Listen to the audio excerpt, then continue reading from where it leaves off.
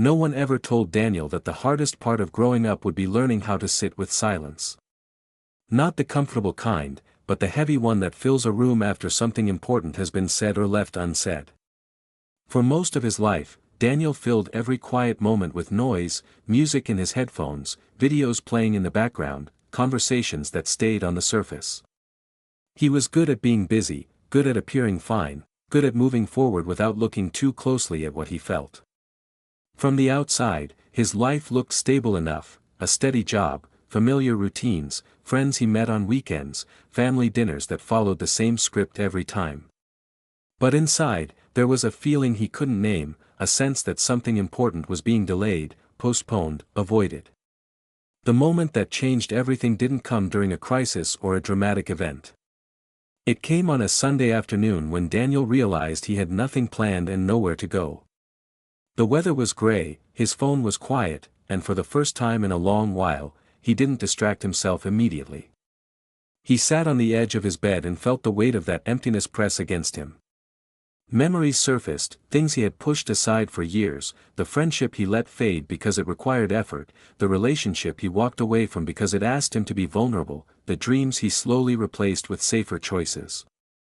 None of it felt overwhelming on its own, but together it formed a quiet truth he could no longer ignore: he had been living carefully, not fully. Instead of escaping that feeling, Daniel decided to do something unfamiliar. He went for a long walk without his headphones, letting the sounds of the city fill the space instead. He noticed details he usually missed: the rhythm of footsteps around him, fragments of conversations, the way people carried their own invisible stories. He realized that everyone around him was dealing with something, even if it didn't show. That realization didn't make his own doubts disappear, but it made them feel less isolating. For the first time, he allowed himself to feel uncertain without judging it as weakness. Over the following weeks, Daniel began making small changes, not dramatic ones, but intentional ones. He called an old friend and admitted he missed him. He signed up for a class he had always wanted to try but had postponed for years. He started writing at night, not to create anything impressive, but to understand his own thoughts. Some days felt uncomfortable, even frustrating. Growth didn't feel inspiring or empowering most of the time. It felt awkward, slow, and often lonely. But beneath that discomfort was a sense of honesty he hadn't felt before, as if he was finally aligning his actions with something real inside him. There were setbacks, of course. Moments when Daniel slipped back into old habits, avoiding difficult conversations, choosing distraction over reflection. But now he noticed when it happened. He didn't punish himself for it. He simply returned to the silence and listened again. In those quiet moments, he learned something important: clarity doesn't come from having all the answers, it comes from being willing to ask the right questions and sit with them long enough. He learned that not every feeling needs to be fixed immediately. Some need to be understood first. Months later, Daniel's life didn't look radically different, but it felt different. He felt more present in conversations, more honest in relationships, more patient with himself. He stopped chasing a version of happiness that looked good from the outside and started building one that felt true from within. Silence no longer scared him the way it used to. It became a space for reflection, for growth, for recalibration.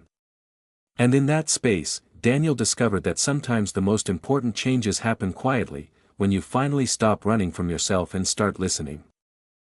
As Daniel grew more comfortable with silence, he began to notice how it subtly changed the way he moved through the world. Conversations slowed down. He stopped rushing to fill pauses with jokes or explanations and allowed moments to breathe. This shift made people respond differently to him. Friends opened up more easily, co-workers trusted him with deeper responsibilities, and even casual interactions felt more grounded. Daniel realized that by giving space to silence, he was also giving space to others, to their thoughts, their emotions, their truths. It wasn't something he planned or practiced deliberately, it happened naturally as he became less afraid of what might surface when things were quiet. One evening, during a small gathering with friends, someone asked Daniel a simple question about where he saw himself in a few years. In the past, he would have answered with something vague or socially acceptable, but this time he paused. The room waited. He felt the familiar urge to deflect, then chose honesty instead. He admitted he didn't have a clear picture, but he knew he wanted a life that felt meaningful, not rushed, not performative. The room didn't judge him. In fact, the conversation deepened. Others shared similar doubts, similar fears, and Daniel understood that his vulnerability had given permission for theirs. That moment stayed with him long after the night ended. Silence also changed how Daniel faced difficult emotions. When disappointment arrived, he no longer drowned it out with noise or busyness. He sat with it, examined where it came from, what it was trying to tell him. When loneliness crept in, he didn't immediately label it as failure. He saw it as a signal, a reminder of his need for connection, not proof that something was wrong with him. This perspective didn't make hard feelings disappear, but it made them manageable. They became experiences to move through, not walls to crash into. Over time, Daniel noticed a deeper shift. His relationship with himself was becoming kinder. He stopped measuring his progress against others and began measuring it against his own growth. Small victories mattered more now, speaking honestly when it felt risky, choosing rest when exhaustion set in, walking away from situations that drained him instead of trying to prove something. These choices didn't bring instant rewards, but they built a sense of quiet confidence. Daniel trusted himself more, not because he had everything figured out, but because he knew he would face whatever came next with awareness instead of avoidance. One morning, as sunlight filled his apartment, Daniel sat with a cup of coffee in complete silence and felt something he hadn't felt in years: peace without excitement, calm without distraction. It wasn't perfect or permanent, but it was real. He understood then that silence hadn't taken anything away from his life. It had given him clarity, presence, and direction. And while the world around him continued to move fast, demand noise, demand answers, Daniel carried something steady within him. He had learned to listen, not just to the world, but to himself, and that lesson would guide him through whatever came next.